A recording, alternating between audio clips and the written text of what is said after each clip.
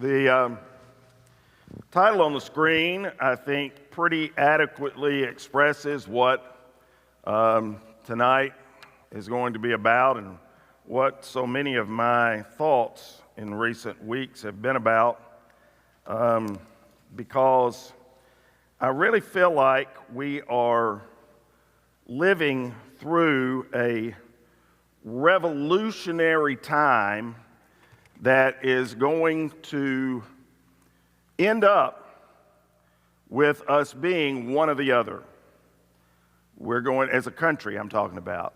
It may also be as Christians, but particularly as a country, we are on the road right now to being ruptured unless we are rooted. I'm 68 years old, will be 69 this year. And in my lifetime, I have never seen our country as divided or fractious as it is right now. And I'm not just talking about politically. I'm talking about in every way. In every way. And so I'm going to say a few things about that tonight, but mostly I want to focus in on how as Christians we operate in this kind of a very difficult environment. And so I want to remind you of the words that Jesus spoke on one occasion. They brought him a demon-possessed man who was blind and mute, and Jesus healed him so that he could both talk and see, and all the people were astonished and said, "Could this be the Son of David?" Whoa, I didn't do that. I hit one button and bang.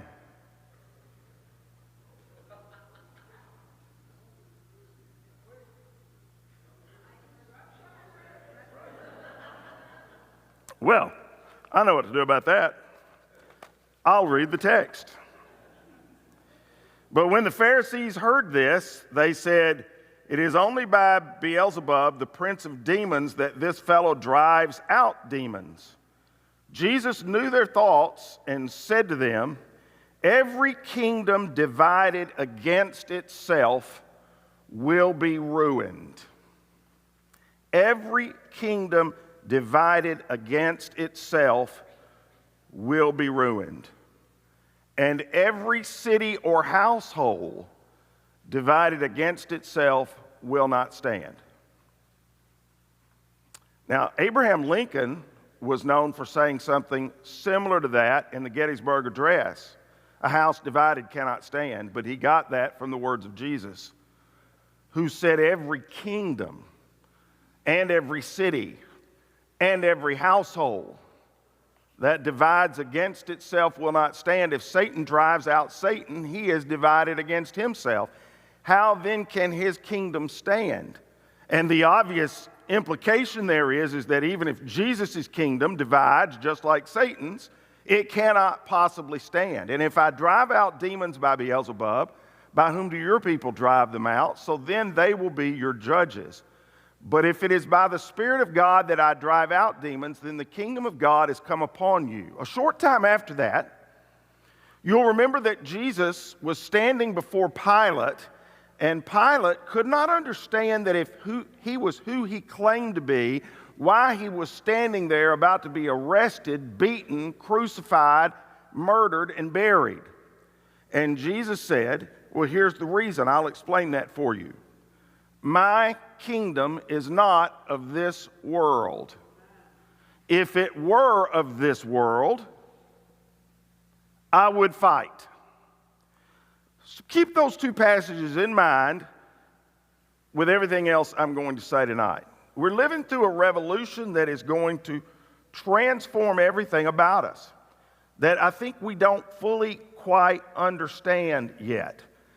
Just take a quick inventory of what's in your pocket or sitting beside you or in your pocketbook tonight that wouldn't have been there 20 years ago.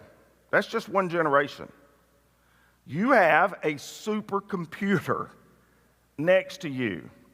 At this moment, if you are a member of Facebook, and most of you I'm sure are, you are connected to over 2 billion people around the world with 1 or 2 clicks. Now, I don't know if that number sounds impressive to you or not, But that is more than 1/4 of the entire world's population. That's never happened before, ever in the history of mankind. Have a question for somebody in Argentina on Facebook? 400 years ago, a message from the King of Spain to his royal governors in the Americas took months to arrive, probably 3 or 4 months. Today, it takes 2 seconds.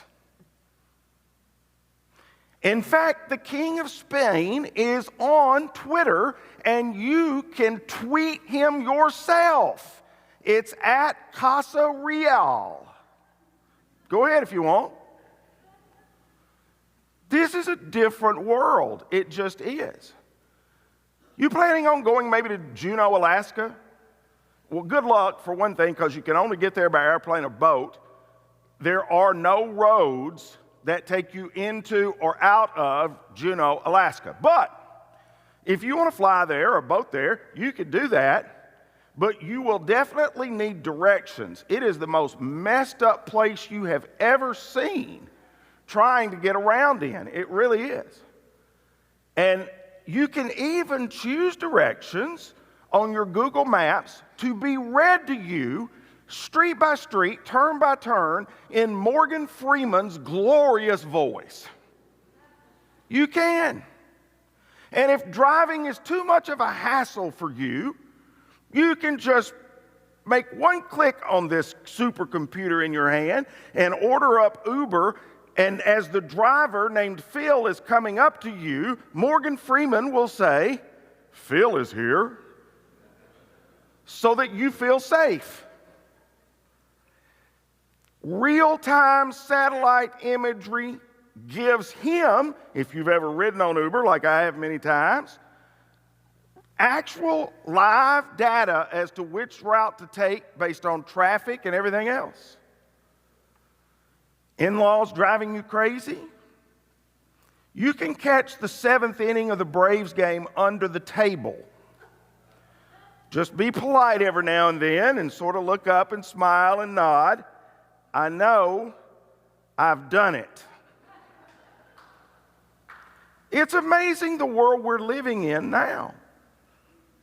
We're the richest, most comfortable, most connected people in human history, by far. And yet, in the midst of this extraordinary prosperity, we're living through crises that threaten to completely rupture us. Our communities are collapsing, especially in larger towns, not so much in rural, but in towns and cities. Our communities are collapsing. People are feeling more isolated, more adrift, and more purposeless than ever before. And we don't talk much about this crisis. We don't even talk much about this crisis at church. But we know something is not right. Something is not the way that it used to be. Something just seems disconnected and heading down the wrong road. Here's something else.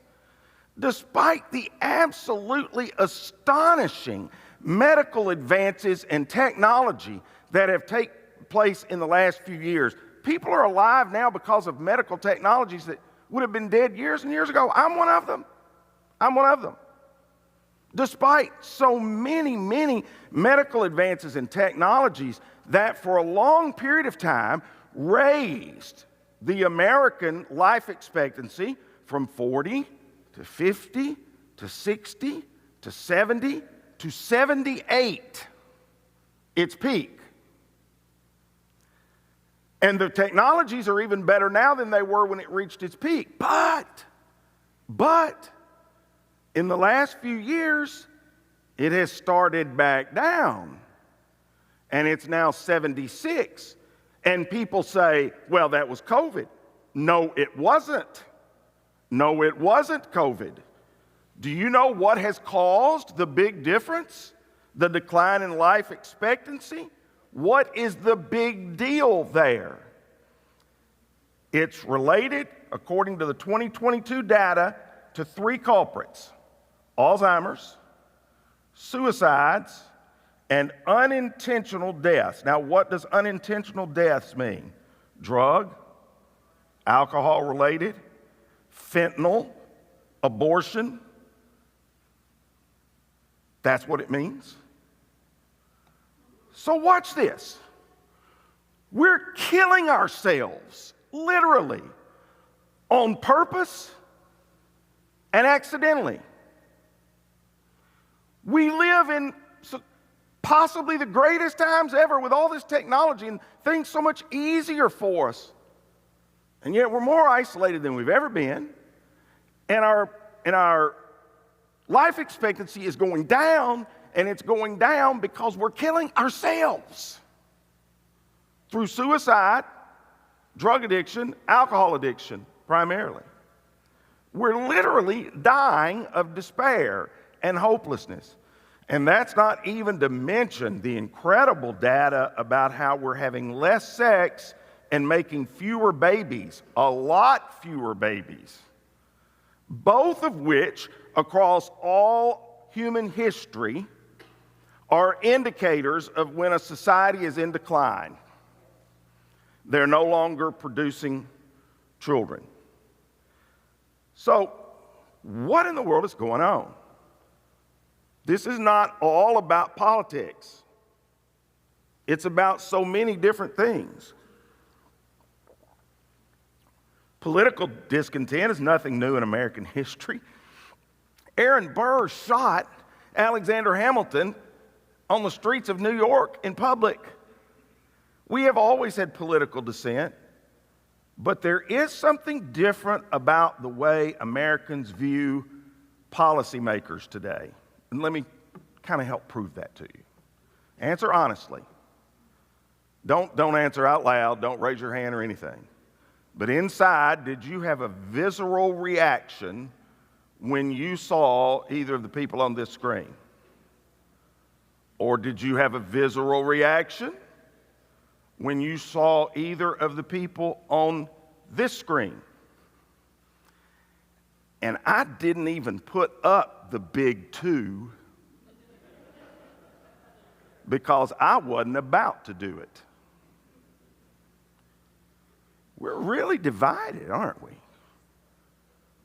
And if we did this nationally, and if I put these two pictures up nationally, and I were able to take an instant poll, which I probably could on today's technology, there would be 50% of people that would be viscerally upset at that image, and 50% visually upset at that image, and if I put the big two up, about 60 or 70% would have a visual negative reaction to them. We really don't like each other. And we are in danger of singing, "This world is my home. I'm not just a passing through." Instead of "This world is my home, is not my home, I'm just a passing through." We act like it's all about this world. We're angry, and politics are filling a vacuum it was never intended to fill. Part of that is because of television and advertising news TV. I've said this before, I'll say it again. The worst thing that ever happened to television was when it became advertising dependent. Because the only people then that will watch certain stations are the people who believe in what is being told on that station. And if that station does not say what those people want to hear, they'll lose those viewers. And that's on both sides of the aisle. And so therefore we become even more entrenched in what our political positions are, and I will argue in a few minutes, less entrenched in what our Christian beliefs are.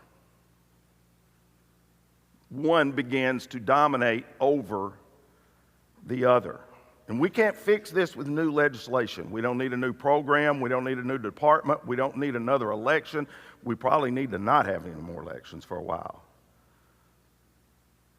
If we could wave a magic wand and make all of the political acrimony disappear, the main thing that would happen is it would bankrupt nearly all of the cable news networks. but it wouldn't do much to fill the hole that is in millions of Americans' hearts right now. Getting rid of political strife would be helpful, but it would really be like whitening the teeth of a smoker. It would simply erase one characteristic for a little while of a toxic situation, camouflaging problems that would still be there and would come out in other settings very soon. I think that's the way a Christian thinks. A Bible-believing Christian thinks anyway. So what we need now are new habits of mind and heart. We need new practices of Christian brotherhood. We need basically to simply follow what the Scriptures say. Don't sin by letting your anger control you. Don't let the sun go down while you're still angry, for anger gives a foothold to the devil. It does. There are a lot of people, even Christians, who stay angry nearly all the time. That not only can't be helpful or positive, it ain't biblical. It's not. It's not healthy for us. Don't use foul or abusive language. Let everything you say be good and helpful so that your words will be an encouragement to those who hear them. And do not bring sorrow to God's Holy Spirit by the way you live. Remember, He has identified you as His own, guaranteeing that you will be saved on the day of redemption. Get rid of all bitterness and rage and anger and harsh words and slander, as well as all types of evil behavior. Instead, be kind to each other, tender-hearted, forgiving one another, just as God through Christ has forgiven you. Now, let me tell you one reason why this has been so heavy on my heart the last few weeks is because I spent much of 2023 angry, upset, mad, discouraged, watching too much news. And so, the week between Christmas and New Year's, I got to go to Gatlinburg and Pigeon Forge and stay up 3,000 feet on a mountainside with my wife, my 2 sons, my 2 daughter-in-laws, and my 4 grandchildren, and did not one time turn on the news. I had no idea whatsoever. I never checked it on, and we never turned it on the TV. I never checked it one time on my phone. I played with children. I talked to my family. And at the end of the week, despite having COVID on the last day, at the end of the week, I said to myself, I feel better than I have felt in years. And suddenly the connection dawned on me. It's because I was interacting with people that I love and not paying attention to what's going on all over the world. And then the idea hit me. I used to have a rule in my life. I called it the 50-hour rule. I copied it from Nick Saban and a handful of other football coaches who have always said that when they ask, how devastated are you after a loss, or how high are you after a win? And they had always, I've heard this all my life, and they'd say, we have the 24-hour rule. The 24-hour rule, you can be sad, angry, downhearted, discouraged, whatever you want to be after a loss for 24 hours. You can cry all you want to, but after 24 hours, it's over. You put it in a box, it's done with, and you move on to the next week. Same thing about being happy or celebrating. Well, I'd heard that 30, 40 years ago, and I did the same thing in my life, except I extended it out. I said, I've got a 50-hour rule. Had it written down on my desk. 50-hour rule. I can be mad, angry, sad, whatever it is for 50 hours. I can celebrate, I can be happy, I can be overjoyous for 50 hours. And then I got to put it in a box and move on and get to the next thing. Do you know why I said 50? Because there's roughly 50 hours between the Sunday morning service and the Wednesday night service, or the Wednesday night service and the Sunday morning service. And I got to get it over with. And when I walk up here, I can't be mad, angry, disappointed, sad, depressed, or anything like that. I can't. It's not good for you. And then it's dawned on me, it's not good for me either. It's not. So I'm making an urgent call for us to name the problem that's ripping us apart. And it's not taxes or tweets or politics or polarization. It's not an unpredictable or unreliable president or the resistance on both sides that wants to impeach them. The real culprit is our uprooted souls and our distance away from God and the Scriptures. And our world, Satan-led, is subtly nudging us toward rootlessness, when only rootedness in the Word of God, the will of God, and the personhood of God can make a difference in our life. We will either be rooted or ruptured. So, what's causing this? If I say politics plays a role, but it's not even the chief role, why is it more Americans feel more isolated, helpless, lonely, suicidal, drug and alcohol dependent, and addicted? Why?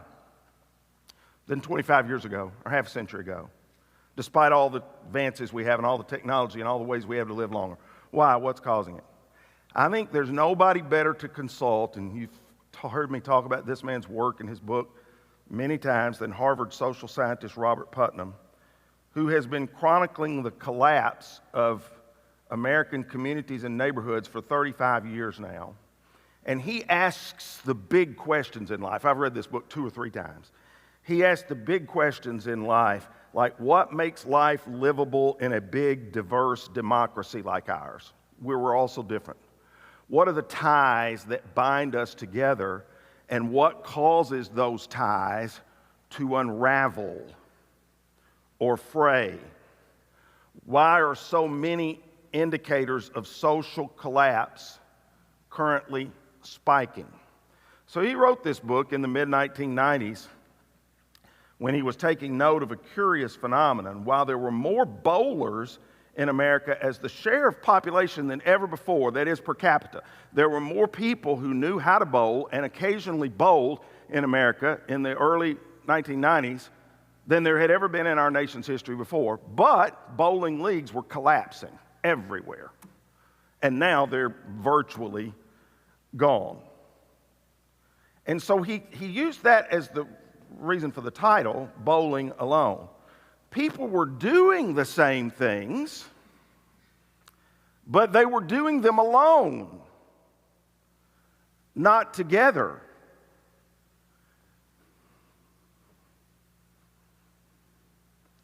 Do you know how many things people today are doing alone that they used to do together? Well, church attendance is one of them. But there are a lot of them. And though Putnam used bowling leagues as his shorthand, he found similar trends among all types of social and service organizations. From bridge clubs to alumni groups to veterans associations, membership was aging and nobody was joining. Nobody was joining the Kiwanis Club, the Rotary plummeted, PTA, labor union membership. Pretty well everything. And one of the things that has plummeted through that period too, and particularly over the last 10 years, and even more particularly since COVID, is church attendance. Participants in youth sports leagues, whole little leagues, have completely disbanded. People stopped having friends over for dinner. He gave the statistic that between 1975 and 1999, the average number of times Americans reported entertaining at home annually fell by half. In other words, annually from 1975 to 1999, people had, on the average, 14 people in their home through the year. By 1995, it had dropped to 8. I'll bet you it's not 2. I will bet you it's not 2 right now.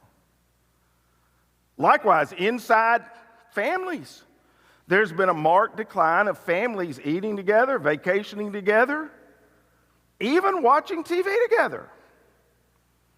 Junior has a TV in his room, and sister has a TV in her room, and people sequester themselves in different parts of the house.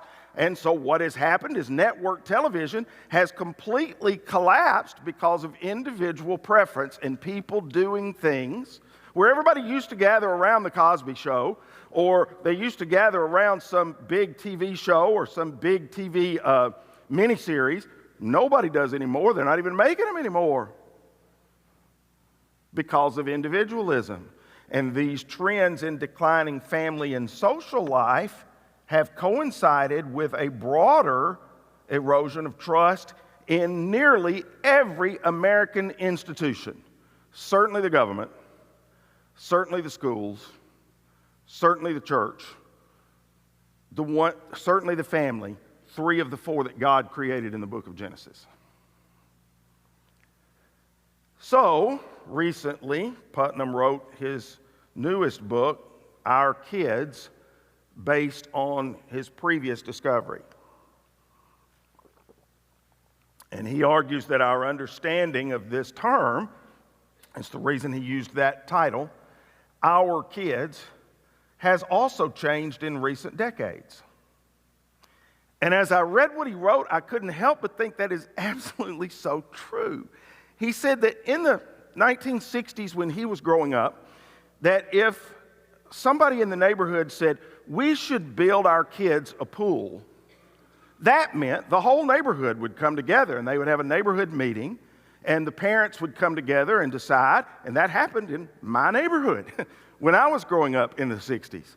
And they would pool their funds and build a pool for the good of the whole neighborhood. And all the parents would watch the other children as well, and all the parents knew the other children as well. He said, today, if a mom or dad says we should build a pool, they're talking about their backyard, and there ain't nobody coming in there. And he's right. He's exactly right. That's a huge difference. Our kids used to mean the children in the community for whom the parents felt a collective responsibility. Today, the same sentence refers to ours, just ours. And once again, we retreat from doing things together to alone or in isolation. And the place this really hurts is that the primary form of social capital in a country and in Christianity is family. I mean, you think about Christianity from the beginning and Judaism from the beginning. Judaism was entirely built around the family. When a teenager, a late teenager in the family got married, if it was the male, he built onto his parents' house and brought his wife, and then his children would live there. And then another one got married, and they built onto that, and that's what they kept doing. And they were together completely as a family.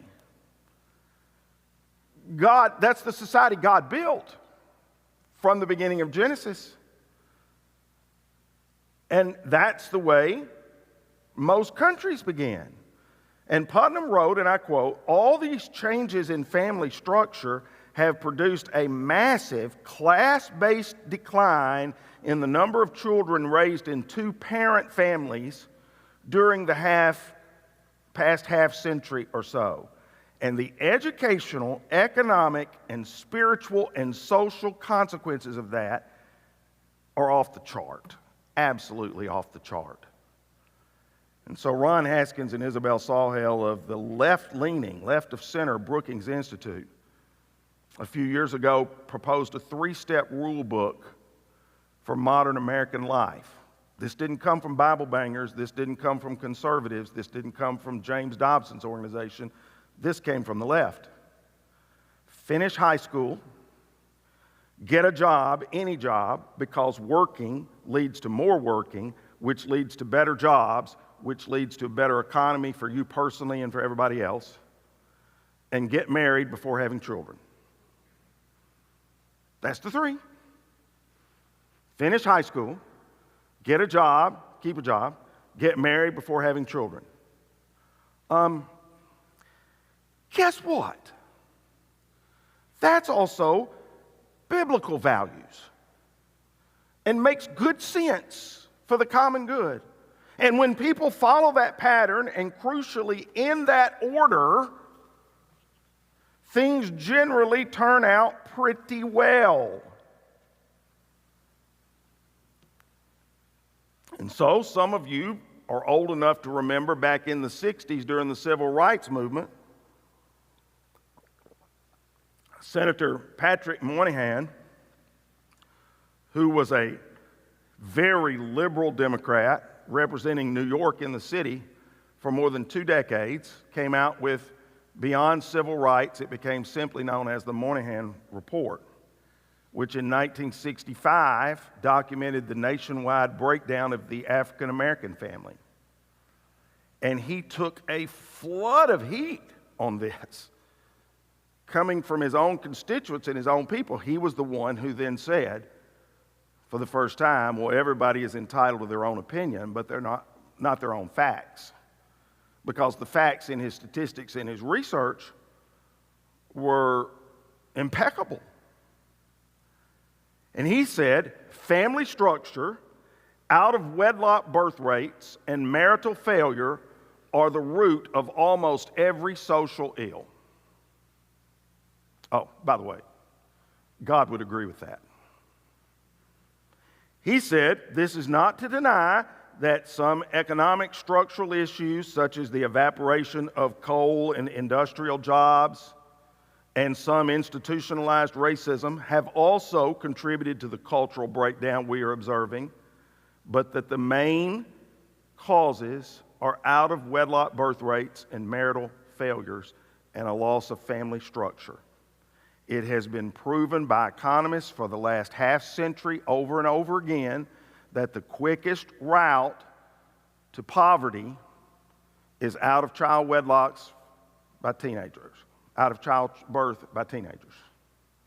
Then he said, get this, none of this has anything in particular to do with race. Whether one looks at the black family of the 1960s or the white families of the 2010s, the sources of dysfunction are exactly the same. They lead to the same outcomes,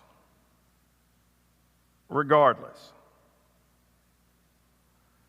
What's increasingly disappearing are kids with intact families and all the social capital associated with intact families in a church, going to school regularly, doing well, being monitored, and being pushed forward. Pushed forward. If we are ever going to make a lasting difference, it is not necessarily going to be with who's president. It is going to be Christians, again, insisting on the family structure.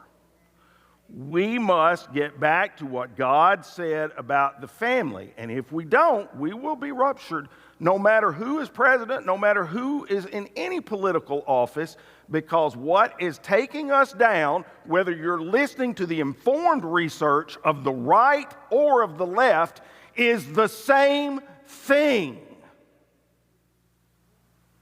The complete fracturing of the family, when it should in fact have an irreplaceable role. The most important shoulder in life is a parent's shoulder, not the government's. Every human being wants to be happy. From the philosophical classics of Plato and Aristotle to the great texts of the world's religions to songwriting down to the present day, we find this permanent truth in the hearts of men and women everywhere, and that all men are created equal and are endowed by their Creator with certain unalienable rights, and that among these are life, liberty, and the pursuit of happiness. Not happiness. Nobody can guarantee you happiness, but the pursuit of happiness. But happiness has never been easy to come by, let alone to hold on to. And even with all these advantages and stuff, and medical advantages and economy, well, even with all this stuff, we're less happy. Why? We're looking for happiness in all the wrong places. We simply are. So, here are 4 primary human drivers of happiness. Here is how you test yourself tonight. Do you have family you love and who love you? Do you have friends you trust and confide in? Do you have a work that matters, callings that benefit others, not just yourself? And do you have a worldview that can make sense of the biggest questions of life, particularly of suffering and of death? You got all that? You got enough. And you need to quit focusing on anything else that is not making you happy. But did you notice any connection between all those questions? Any connection at all? They all have to do with others being involved in our life, not just ourselves. They all have to do with turning back to the biblical concepts and principles, and the ones that were also a part of our society up until about 50 or 60 years ago, of we don't do things alone, we do things together, because when we are alone, we rupture. And as Jesus said, a house divided against itself cannot possibly stand. Now, 1 minute disclaimer, I've got 1 minute left. I'd planned on doing a series. I've actually written the next 2 lessons in this series. I said that in the bulletin Sunday. I wish now I hadn't. I was going to call the series, as it says, Rooted and Ruptured. As I said, I've already written the next 2. And I just felt a strong leading from the Lord earlier this week to not go forward, to not go ahead with it, because I hope it's because of a flash of wisdom or spiritual direction, but I fear that I'm chicken, to be honest. Because some of the things I'd planned to say in the next couple of weeks, there's no way people are not going to get out of here and think I'm taking some kind of political side. Because that's what we have created for ourselves. And if we stay there and don't get back to here, we have absolutely no hope. Because Jesus knew what he said was true. A house divided against itself cannot stand. And because Jesus said, these are the things we should be focusing on and emphasizing, because my kingdom is not of this world. If my kingdom was of this world, I would call down 10,000 angels right now, Pilate, and wipe you, representing the Romans, and Caiaphas, representing the Jews, off the face of the earth. But my kingdom is not of this world. My kingdom is eternal. God help me, I hope mine is. That's the goal.